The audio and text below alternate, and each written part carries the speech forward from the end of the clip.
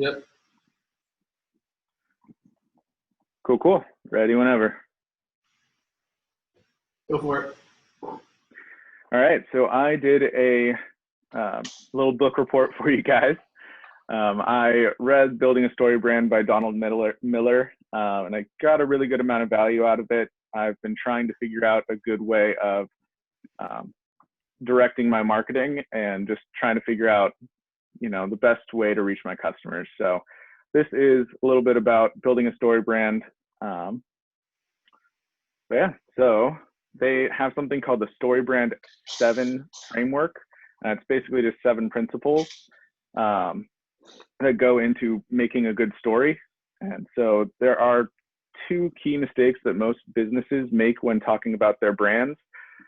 First, they fail to focus on aspects of their offer that help people survive and thrive. And then they make customers tax their brains or just work too hard trying to understand what that business offers.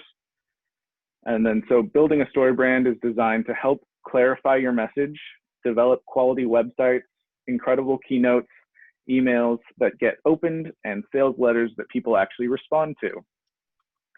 And just overall, the ability to clarify our message separates the winners from the losers is what they said a couple different times. And that's in each industry. And the book actually goes in and they really explain, they take real life examples and talk about it in a way that really resonated with me, at least.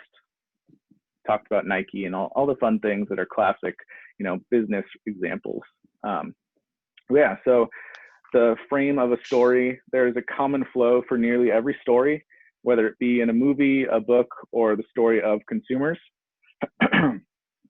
So first you've got a character who wants something and they encounter a problem before they can get it.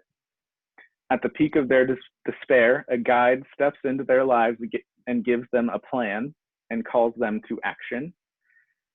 And that action helps them avoid failure and it ends in a success.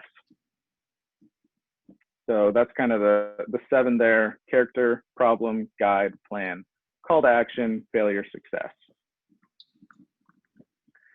So it is important to realize that the customer is actually the hero of their story, not your brand. And apparently this is kind of one of the main things that a lot of businesses don't realize. The customer is the most important thing, and you're just kind of playing a supporting role. So essentially, we are not Superman flying in to save the day. We are just there to help Superman solve a problem. Like, for example, help buy the farm to keep it in the family. Okay, that's what I decided. But yeah, you must help define what your customer wants as it relates to your business, and then choose a desire or ambition that is relevant, how they survive and thrive. And in other words, your solution helps people feel safer, healthier, happier, or stronger. And this can mean saving them money, giving them status, etc., which of course can relate to real estate really, really closely there. Companies tend to sell solutions to external problems, but customers buy solutions to internal ones. The 3 levels of problems you, as the guide, help your customers, which are the heroes, solve are going to be external, which is a physical or tangible problem; internal, a backstory of frustration the external problem created; and then philosophical, which is just a story bigger than just the customer that adds meaning. So if you can resolve all 3 levels of problems in your customer's story, you create the climactic scene that allows for relief and closure to the story. So in real estate, the problem could be that, their rent keeps increasing, which forces them to move and impacts their overall lifestyle, and maybe the well-being of their cat that just doesn't like moving, which I have a cat that hates moving, hates new places, and gets really stressed out. So principle 3 is needing a guide. And so that would be the real estate agent. When looking back on your past, you'll realize that there was a guide to help you through most of life's challenges. The guide is an incredibly important role, and you want to play that part in your customer's story. So you, as the guide, are the one with the most authority to solve your customer's problem. However, you must also have a lot of empathy and humility to see that the story is not about the guide. but the hero instead. And never forget that. That's one of the most important parts. Just focus your messaging towards your customer successes and don't focus on your own. Principle 4, the guide gives them a plan. Customers generally don't feel comfortable making a commitment to buy unless you clearly lay out a plan for them. You want to create a series of steps to help guide them down the right path to the ultimate solution. And this helps decrease the feeling of risk and increase their comfort level with doing business with you.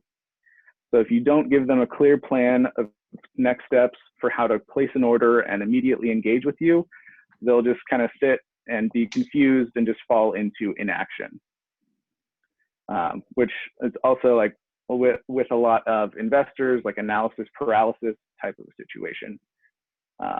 So an example of a plan for realtors to provide for their clients would be like a 10-step buyer or seller's guide. And that could even be something that's on your website, just lining out or outlining the process that they would be going through, and how do you be able to help with that. And next one is principle 5, calls them to action. So customers do not take action unless they are challenged to do so. You must clearly ask them to place an order, put in an offer, buy your product, etc. Your calls to action must be bold and repeated often. And you can utilize transitional calls to action like free information through your website, maybe Instagram, blog, whatever it may be, through testimonials that you have, samples, or maybe a free trial, which doesn't really work in real estate, but that's kind of where they're going. So it could also just be as simple as contact me today button on your website, but you'd want that on every single page. You want it popping up and you want it to be in their face because you want them to have no choice but to reach out to you. And then principle 6, every human being is trying to avoid a tragic ending.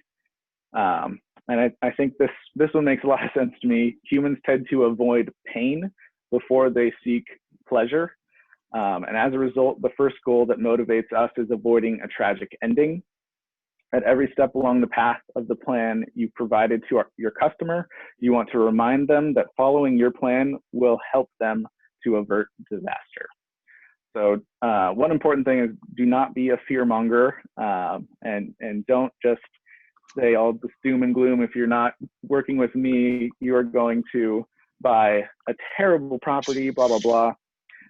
But you do want them to realize that you can be the best person for them to help them achieve their dreams of homeownership or buying an investment property or whatever it may be. And then principle 7 ends in success. Help the hero visualize what it would look like to have a successful ending. The resolution must be specific and clearly identified so your customer knows exactly what to hope for. And then there are 3 dominant ways good storytellers bring about a happy ending. And that's basically by enabling the heroes to achieve one of the following, which is win some sort of power or position / status, be unified with somebody or something that makes them whole, and experience some self-realization or transcendence that makes them whole. Basically, buying a property, selling a property, investing in a property. What does that look like for your customer? Yeah, so overall, think of your customer as the protagonist in your brand story. In every great story, a hero encounters a problem to be solved and a challenge to be won, and you can be that person that helps them get through it. Yeah, and you can also implement the StoryBrand framework in your business by going to mystorybrand.com. It's actually pretty cool. You can create a free account and just kind of identify the 7 elements of great storytelling that can help grow your business.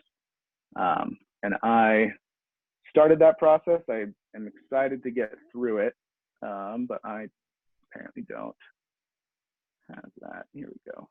Nope.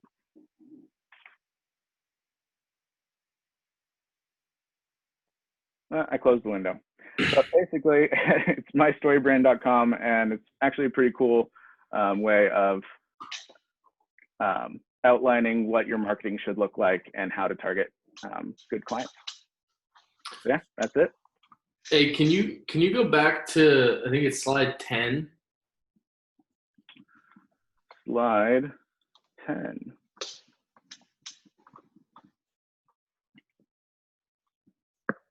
Oh, was it slide 10? Yeah. So when you're talking about the heroes achieving one of the following, for the like, I'm trying to think about real estate. Like for one, win some sort of power, position, and status. Would that be like a buyer getting their offer accepted for the terms that they want, or? Yeah, I mean, you want to help them visualize having a home.